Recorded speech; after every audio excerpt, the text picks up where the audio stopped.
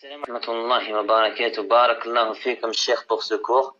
Donc, avant de commencer les questions, juste, Cheikh, on m'a demandé de vous dire que vous aviez une chose à rappeler concernant la prière. أحسنتم بارك الله فيكم. نعم.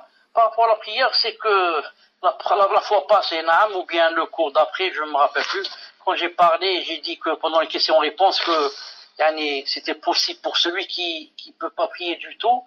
Et le moindre mal, c'est de regrouper entre les salats. J'avais dit, il regroupe entre Dhuhr et Asr, et Maghrib et Isha. Ensuite, quelqu'un m'a dit que certains ont compris que, donc, il prie pas toute la journée, et quand il vient à la maison de la nuit, quand c'est pour rattraper, il va grouper. Donc il va prier Dhuhr et Asr, ensuite il arrête, ensuite il groupe Maghrib et Isha. Ils m'ont dit que certains ont compris comme ça. Même si on m'a dit que la plupart n'ont pas compris comme ça. La plupart n'ont compris la vraie compréhension. C'est quoi? C'est que, quand on groupe, quand on est à l'école, je sais pas, il n'y a pas moyen de prier chaque prière, il dit que le moindre mal, il va prier Dhuhr avec Asr. Et ensuite, je ne sais pas s'il reste jusqu'à 20h ou là, quand c'est le Maghrib, il prie aussi Maghrib et Isha.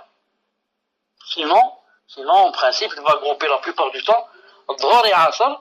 Et le Maghrib, je suis sûr qu'il sera à la maison, il va prier le Maghrib tout seul et l'Isha tout seul. Mais s'il arrive à la maison, khlas, c'est la Isha, donc il prie Maghrib et Isha. C'est ce que je voulais dire. Ensuite, on m'a dit aussi que certaines personnes disent que... Attendez, je relis ça très vite. Qu'est-ce que disent ces personnes? Une seconde.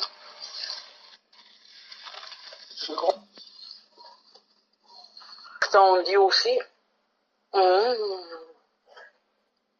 Et on dit qu'on ne peut pas regrouper Dhuhr et Asr à l'heure du Asr.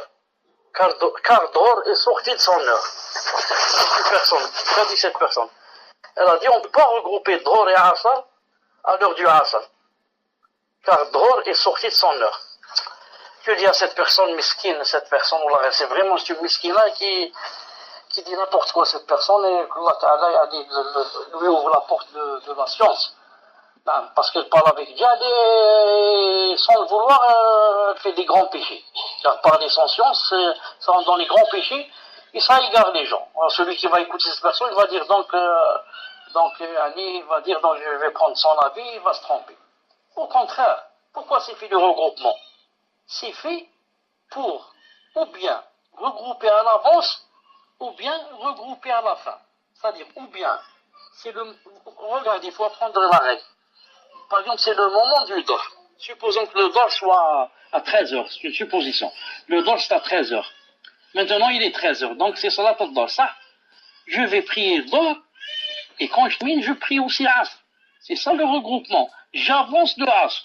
Pourquoi? Parce que si je ne prie pas maintenant le Asr, quand je vais aller chez moi, ce sera 18h. Ça, c'est le Maghrib.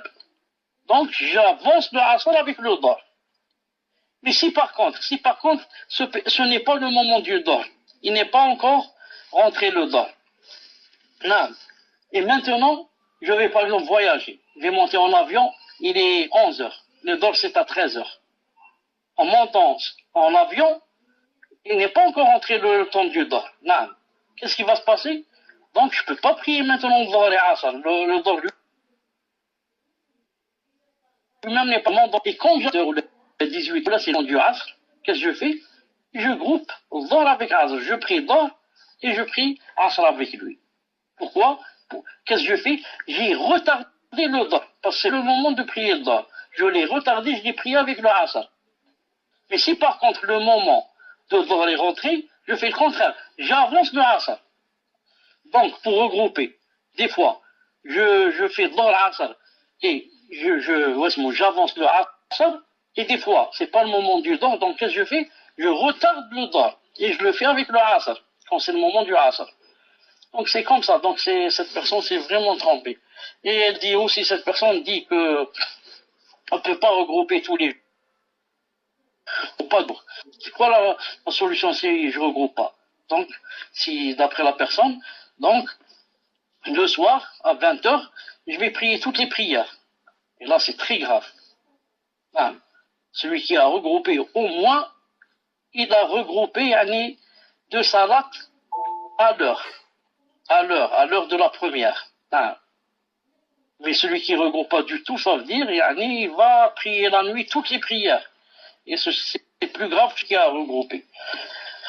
Wallahu ta'ala alam. Et bien sûr, celui qui peut prier, yani, par exemple, assis, en son heure, chaque prière en son heure, c'est mieux que celui qui regroupe. C'est mieux que celui qui regroupe. Mais des fois, même assis, il n'y a pas yani, peut-être l'occasion. Je ne sais pas comment vous vivez là-bas, je ne sais pas comment ça se passe à l'école, je ne sais pas à l'école. Par exemple, là, moi je vous donne un exemple. Si j'étais par exemple à votre place, je sais que dans toutes les écoles du monde, et dans tous les lycées, dans tous les établissements, il y a ce qu'on appelle la récréation. Je suis sûr qu'il y a. Donc, la récréation, c'est peut-être à 15 heures, peut-être à 16 heures, peut-être je ne sais pas quelle heure. Au moins, je prie pendant la récréation, c'est prier. Alors là, j'ai l'occasion de prier assis. Ne me dites pas que le surveillant va me surveiller, qu'est-ce que je suis en train de faire quand je suis assis. Quand je suis assis ou assise, il ne sait pas que je suis en train de prier. Assis dans un banc, parmi des centaines d'élèves, il ne peut pas voir que je suis en train de prier assis seulement avec ma tête. Et ceux qui sont autour de moi savent. Je leur dis, yani, aidez-moi juste le temps que je prie, yani, m'assois. Je pense que c'est facile, seulement avec les hochements de la tête. Wallahu ta'ala alam, c'est à vous de voir. Tfadal.